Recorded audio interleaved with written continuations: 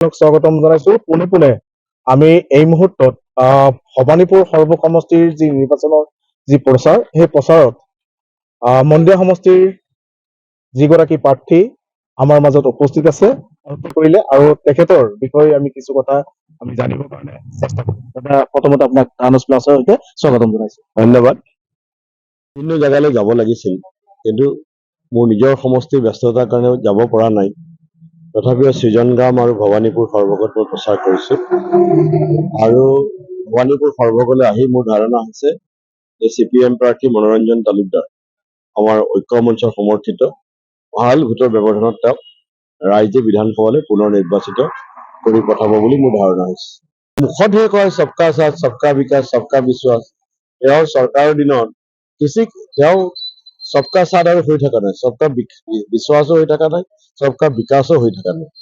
कुछ लोगों का विकास हो रहा है, कुछ लोगों का विश्वास मिल रहा है। আজি ইজৰাইলৰ লগত তেওঁ গৈছে, কেনেকে সকলোৰে বিশ্বাস হ'ব?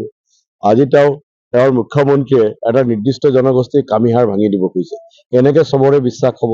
আৰু সেইকাৰণে যেতিয়া BBC সাংবাদিকে প্ৰশ্ন সোধে, আমাৰ মুখ্যমন্ত্ৰী পলাই যাব লগা হয়। প্ৰধানমন্ত্ৰী মুখ্যমন্ত্ৰী এখেতসকলে সংবিধানৰ নামত শপত গ্ৰহণ কৰে, কিন্তু সেই শপত ৰক্ষা কৰিব পৰা নাই।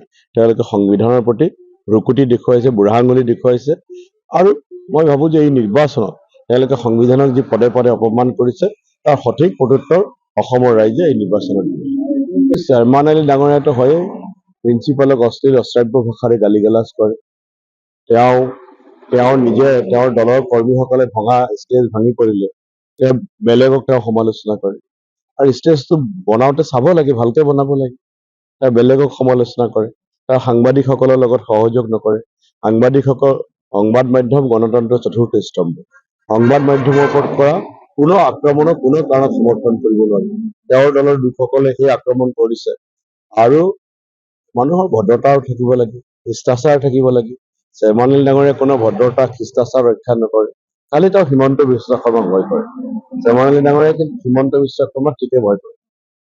হিমন্ত বিশ্ব শৰ্মাৰ বিৰুদ্ধে ক'বলৈ তেওঁৰ সাহস নাই।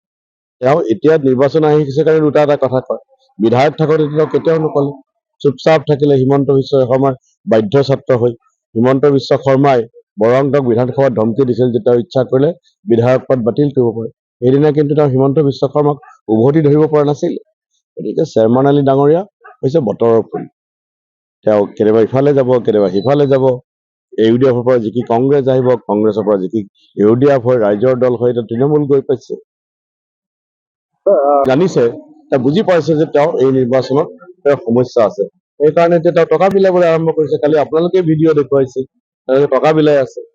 কাৰণ জনসাধাৰণৰ ওপৰত বিশ্বাস নাই, সেইকাৰণে ভোট কিনিব খুজিছে। কিন্তু চেয়াৰমান আলী টকাও ৰাইজে ল'ব, ভোট কিন্তু আব্দুল খালেকক দিব। মই জানো টকা লৈছে, কোনোবাই লওক, মোৰ আপত্তি নাই, টকাবিলাক লৈ থাকক। কাৰণ চেয়াৰমান আলীয়ে 15 বছৰে যিখিনি অৰ্জন কৰিলে, কেতিয়াবা মাটিৰ দলালি কৰি অৰ্জন কৰিছে, বিধায়ক হৈ অৰ্জন কৰিলে, সেইবিলাক ৰাইজে যদি লয় মই কিয় বেয়া পাম? কৰিছে মই নাজানো দেই, কিন্তু এজন ৰেঞ্জাৰৰ 8 মাটি কেনেকে থাকিব? ৰেঞ্জাৰটোতো ইমান ডাঙৰ পদ নহয়। ফৰেষ্টৰ ৰেঞ্জাৰটো ইমান ডাঙৰ পদ নহয়। 8 মাটি কেনেকে থাকিব? সেইটো হয়। তেওঁৰ মাজতে অস্বীকাৰ কৰিছে। মই শুনিছো তেওঁ চাকৰিৰ পৰা নিলম্বিত হৈছিল। সঁচা মিছা মই নাজানো, কিন্তু মই শুনিছো। সঠিক প্ৰত্যুত্তৰ তেওঁ দিব পাৰিব। আৰু যদি ৰাইজে মিছা কথা কৈছে, মই মিছা কথা কৈছো, মানহানি গোচৰ তৰিব লাগে। মই সাংসদ থাকোঁতে তেওঁ মোৰ বিৰুদ্ধে মিছা কথা কৈছিল, মই মানহানি গোচৰ তৰি থৈছো। গোচৰ চলি আছে, তেওঁ মোৰ বিৰুদ্ধে মানহানি গোচৰ তৰিব লাগে মই মিছা কথা ক'লে। চাওক, মন্দিয়া সমষ্টিৰ ৰাইজে মন বনাই লৈছে। তেওঁলোকে যেনেকে অসমত কংগ্ৰেছৰ চৰকাৰ হ'ব, কংগ্ৰেছ জোঁটৰ চৰকাৰ হ'ব, মন্দিয়াৰ ৰাইজে মই চাৰিওপিনে শুনিছো এবাৰ কংগ্ৰেছক জয়ী কৰিব। যিকোনো খবৰৰ বাবে যোগাযোগ কৰক আমাৰ এই নম্বৰত 9181 307 2221।